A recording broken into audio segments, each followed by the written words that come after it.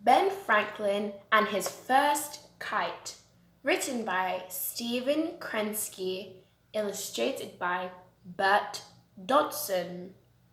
What will Ben do with his kite?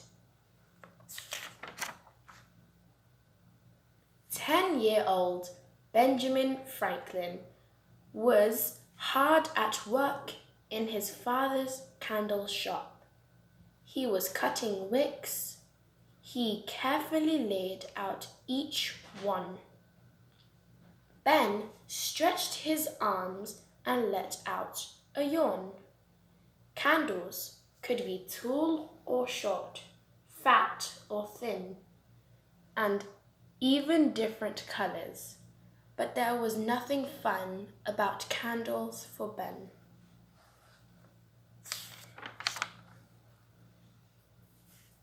When do you think we'll be done today?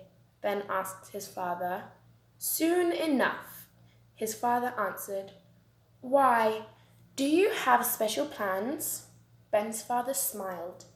It was a rare day indeed when Ben did not have a plan in mind. Yes, said Ben. I want to try an experiment at the millpond. You'll be swimming then? His father asked. Ben grinned. Partly, he said.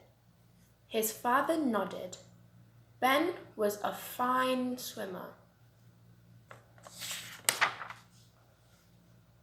That afternoon, Ben flew down the streets of Boston. He was headed for home. Along the way, he noticed the waves cresting in the harbor.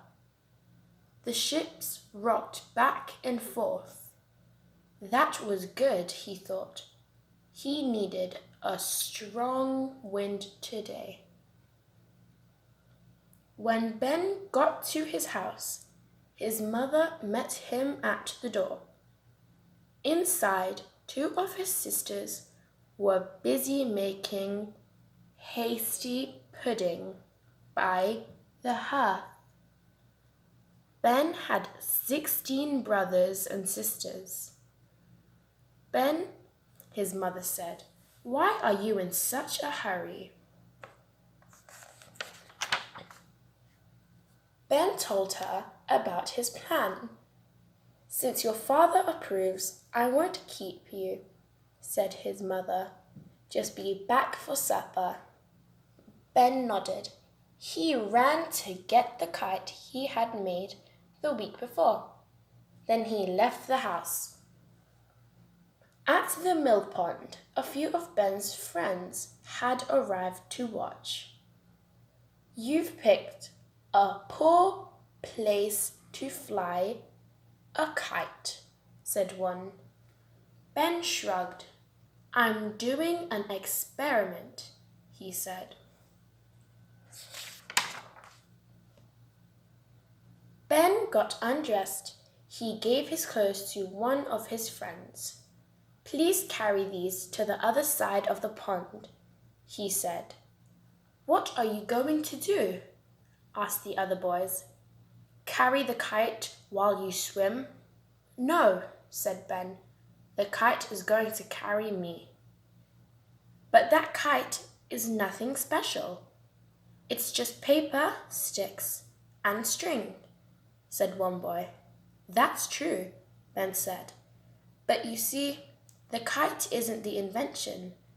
The invention is what I'm going to do with it. Ben raised the kite in the air. Once the wind had caught and carried it aloft. Ben walked into the water. There he lay on his back, floating. I'm going to cross this pond without swimming a stroke, said Ben. The wind tugged on the kite. The kite string tightened. The water began to ripple at Ben's feet. The kite was pulling him.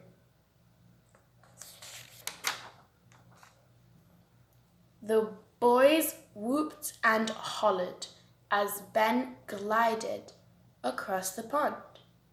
Finally, he reached the other side. The other boys met him there. "That was amazing," said one.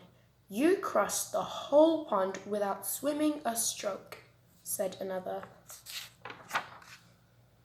"What will you do next?" they asked. Another invention?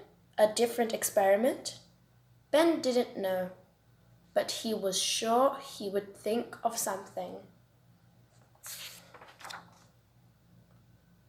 Ben's great ideas. Benjamin Franklin proved that lightning is electricity. Franklin invented lightning rods. They are put on houses to prevent fires caused by lightning. Chair with ladder. Bifocal glasses. Franklin stove.